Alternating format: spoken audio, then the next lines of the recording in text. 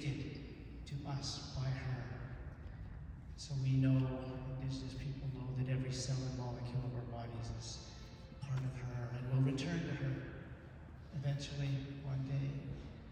And so we also understand that gifting of everything that you've ever needed or your ancestors ever needed, without question, without limit, without condition, without interruption, that is the true definition of love.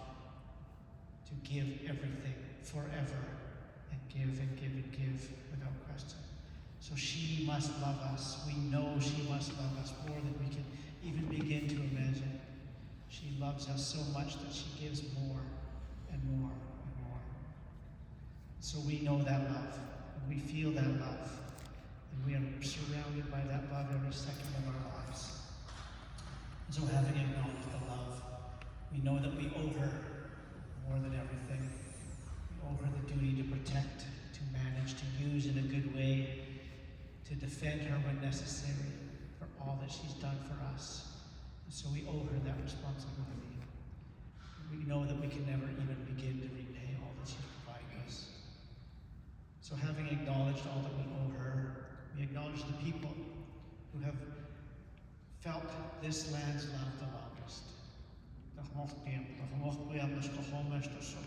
people who have felt this love the longest and have repaid that love in kind for 10,000 years and more by taking care of this land in such a good way that I used to say that this land was as good as new when the explorers arrived. But it wasn't. I was corrected. It wasn't as good as new. It was in fact better than new. People understood it was their job to leave it as good as or better than it was provided. So they improved the forests, the salmon runs, the medicine growing areas, the deer calving areas. That's why when the explorers arrived, they found the largest forests on the planet, in the solar system, the galaxy, maybe the universe. Same with the salmon runs, same with the caribou herds, same with the buffalo herds. Everything was beyond the imagination of the explorers when they arrived. So we give thanks to the people for their amazing, responsible, sustainable work in protecting these lands in a good way, so that we also can benefit from these lands and enjoy the beauty and the abundance and the gifts of these lands as well. With the hope and the expectation that we also, you also, repay these lands in kind by doing your best to leave it as good as or better than it was provided to you. How are we doing? I don't know. How are the forests? Are they the biggest? Oh, they're kind of gone. How are the salmon runs? Not so good. Buffalo herds? Haven't seen one in a long time. So with that, I give thanks to the people and say Takam Shnaknuka, all my relations, and that's how I do a land acknowledgement, to make sure that we understand that there is a different relationship with land possible, other than property, other than owner, other than just stuff. It's not just dirt. She's your ancestor. She is. How are you treating your first grandmother? How are we doing? So that's the question. Acknowledging all that we owe, and how do we treat that relationship? And acknowledging that really the only relationship that's been provided to us is property owner. You can own land, you can buy land, you can lease land, or it's owned by the crown. There's only an ownership relationship with land, but that's not the relationship that we had with land at all. We had a sense of responsibility to land. It was a relationship, and it was not a property relationship. So if we are going to examine what's possible for humans on this planet, well, we have to look at our relationship with the planet, the land. And this one of ownership and control and treating it like property doesn't work. It's leading to what we have now. So what is the true relationship with land? Well, it's To understand that we are part of. You are not separate from the land.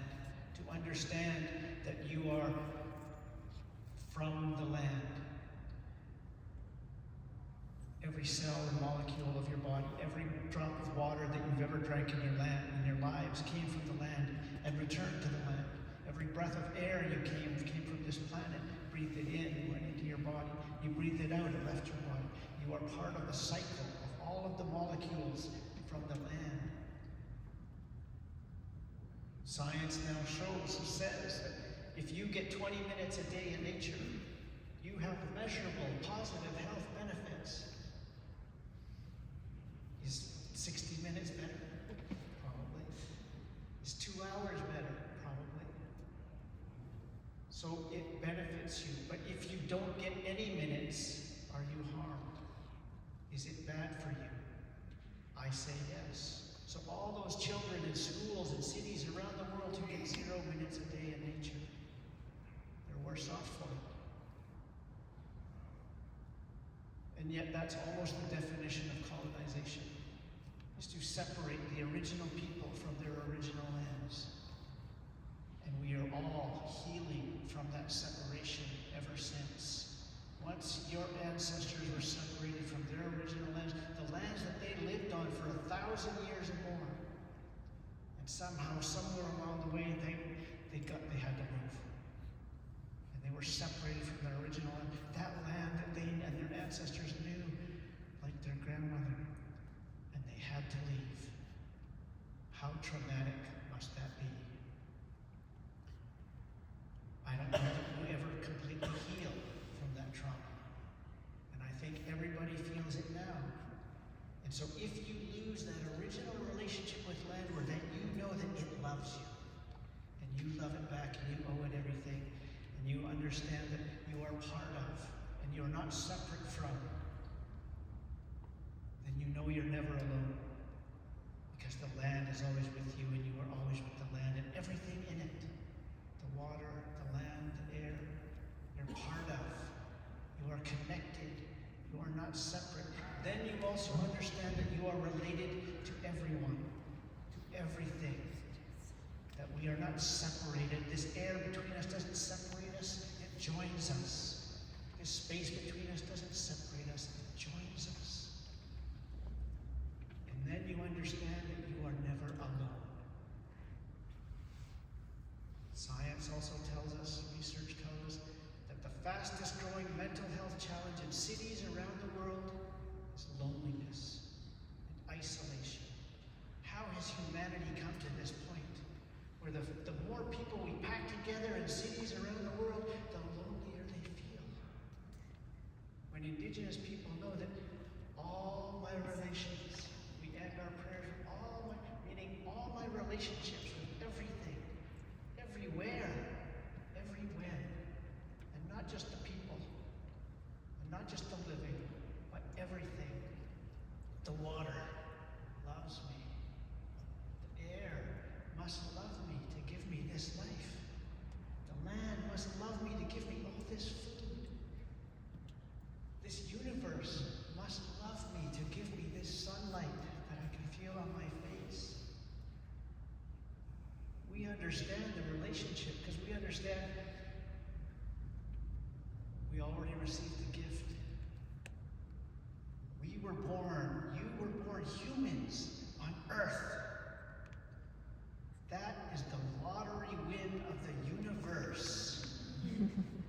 You get these minds, these bodies, these hearts,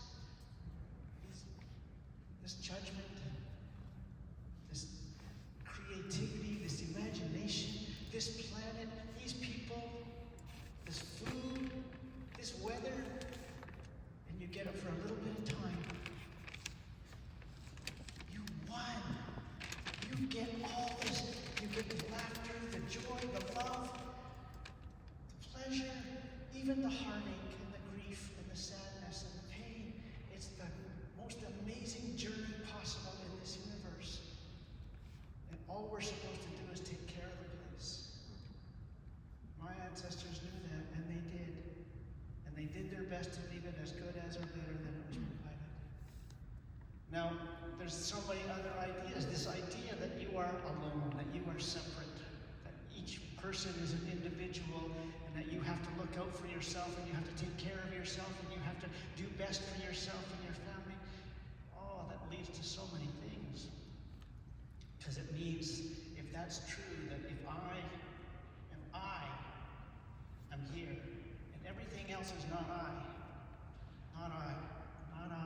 I am alone in here. And you are each alone in there. And that's not a universe that I want to be part of. To be alone, that means everyone in the universe is alone, ultimately. And that's terrible. That's what makes everything worse, when you feel you are doing it alone. You are alone, and you're not. You're never, ever, ever alone. The land, you're part of everything. And if you can remember that relationship with reality, with existence, with this planet, with this universe, then you can stop believing all those other things that are told to you about what it means to be a human on this planet. Now, you have to ask yourself, I know we've heard some talks about solutions, certain political solutions, even certain spiritual solutions, certain things. I ask her, how's the track record, right? Because as Indigenous people here, we're some of the most recently colonized people on the planet. It's been barely 200 years since Simon Fraser floated down our river. And we remember before, and we know for a fact it was better. That all these new ideas are not better. We have tried them. We have lived them. We've lived under them and tried and tried and tried and tried. And the forests are gone. The salmon's almost gone. And the buffalo's certainly gone. So if we're going to compare track records, we have a 10,000-year track record of taking care of the balance of all things. And not just the balance of men and women, or humans and animals and trees, but the balance of all things. Of everything. And to be able to do that in such a way that we maintain the balance. Now, probably the greatest gifts that we receive are the gifts of our many, many senses. And not just 5, way more than 5.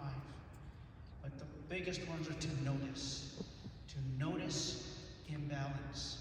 And if there's one thing everyone can agree today, that the world is out of balance.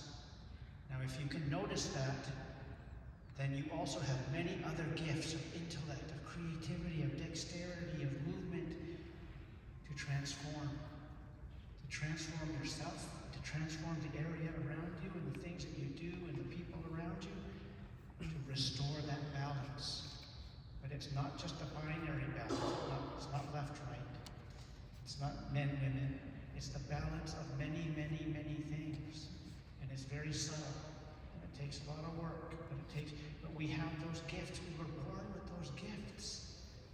The natural state of the human mind is to notice and to think and to learn. And then we have all the other gifts that enable us to do things. Now, if we can just throw off some of the outdated ideas, and it's always the colonized ideas about what isn't, and what are the rules, and what's available, and what's possible, and what's allowed, and ask these 2-word questions. Says who? And why not? And since when? And your children and grandchildren know way more 2-word questions. And start asking those questions. But start to notice and transform. What you notice, what you see, and is the imbalance, is the source of the injustice the system? Is it the law? Is it the policy? Is it the rules? Is it the regulations? Is it the source of that injustice, that imbalance? And as a leader of a nonprofit organization, I know that every nonprofit in the world exists to correct some imbalance, some injustice in the system. But it's always in the system. And why don't they just remove those imbalances and injustices from the system? They can't, they won't.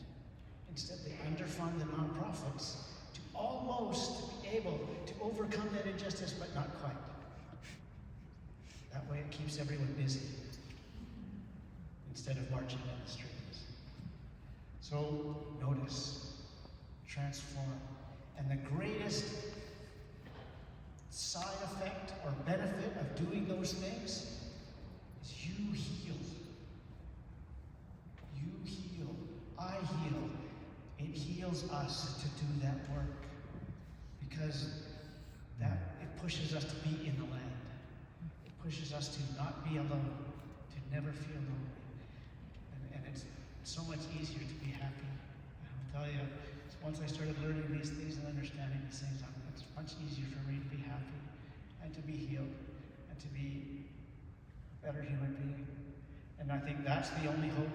If all humans start to understand what it means to be a good human being on this planet. And this earth is going to be fine. There's no one more arrogant in the universe than humans, too. Just again, I mentioned this last year. The name of this event, Save Our Planet. From who? From what? Whose planet?